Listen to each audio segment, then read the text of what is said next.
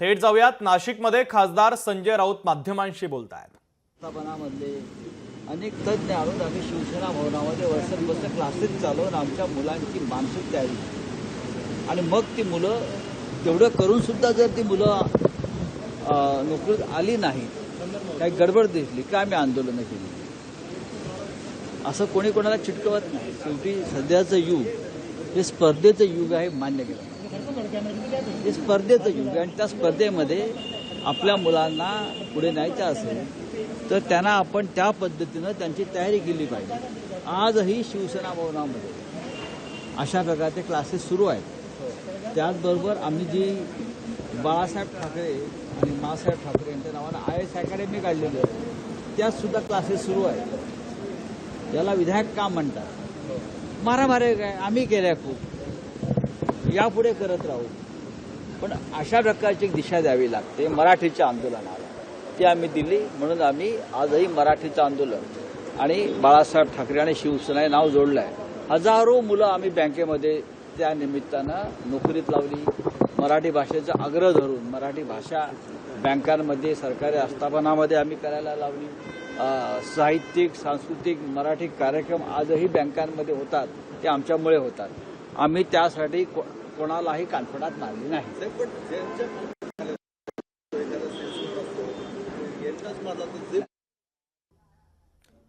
टाकून चालत नाही। तुम्हाला मी आमचं उदाहरण जर तुम्ही पाहिलं असेल तर मी एक सिनेमा जो केला होता बाळासाहेब ठाकरेंवर, त्यात आम्ही कोणाच्या कानफडात मारली? एअर इंडियाच्या चेअरमनच्या, नंदा।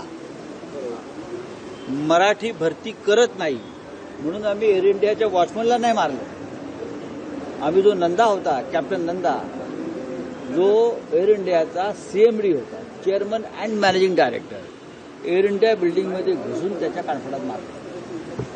अशा प्रकारे त्याच्या हातामध्ये निर्णय घेण्याची क्षमता आहे। जो प्रमुख आहे त्याच्या कानफडात मारली पाहिजे। वॉचमन, शिपाई, चहा देणारा, अशा लोकांना कानफडात मारून का आंदोलन होतं का? नाही। पण आता काय, देवेंद्र फडणवीस यांच्या प्रेरणेने चाललेलं आंदोलन। मुळात फडणवीसांनी कुठलं आंदोलन केलं हो मराठी माणसासाठी? त्यांना या राज्यामध्ये गोंधळच घालायचा आहे। आता दीनानाथ मंगेशकर नाट्यगृहाच्या संदर्भात, आपलं हॉस्पिटल संदर्भात काही लोकांनी आंदोलन केलं।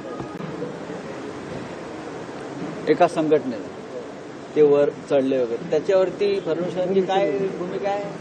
हे शो करतात। एक बाई मेली, 2 मुलांना पोरकं केलं आणि मुख्यमंत्री म्हणतात आंदोलनकर्त्यांना हे शो करतात। इतका भंपक राज्य या महाराष्ट्रामध्ये कधी आलं नव्हतं। आंदोलन करताना तुम्ही शो करता ना? त्या बाईचं निधन झालं का? हे तुमच्या RSSचे लोक त्या इस्पितळामध्ये काम करतायत म्हणून? सगळी बॉडी जी आहे ही भारतीय जनता पक्षाची समर्थक असल्यामुळे त्यांच्यावर कारवाई नाही। आणि आंदोलनकर्ते म्हणतात म्हणे शो करतात।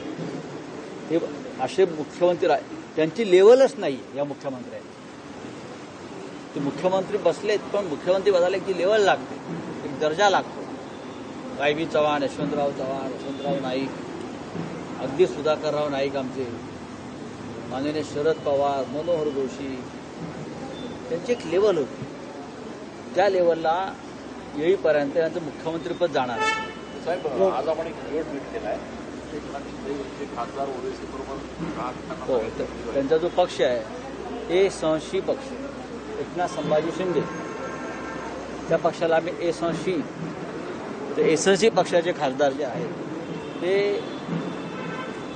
असदुद्दीन ओवेसी यांच्याबरोबर हिंदुत्वावर चर्चा करताना आम्हाला आढळलं। हे दुसरं कोणाचा खासदार असता तर हिंदुत्व वगैरे धोक्यात आला असतं बरं का?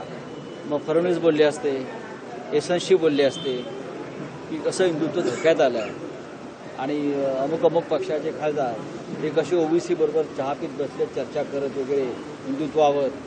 पण त्यांच्या पक्षाचे खासदार, एसंशी पक्षाचे खासदार हे OBC बरोबर, आणि माझ्या माहितीप्रमाणे त्यांनी त्यांच्या पक्षानं OBCला ठाण्यात यायचं आमंत्रण दिलं। त्यांना म्हटले टेमी नायकावर या, तुमचा सत्कार करायचा।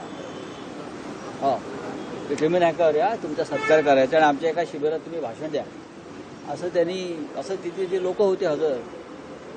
कारण मला एकाने विचारलं टेमी नाका क्या है, म्हणजे क्या हो गया? नहीं, वो उनके पार्टी के जो एमपी है एसएससी पार्टी के, वो ओबीसी को इनवाइट कर रहे थे, आप टेबल लगा पे आइए, हम तुमको मामले दर का मुश्किल खाने को देता है।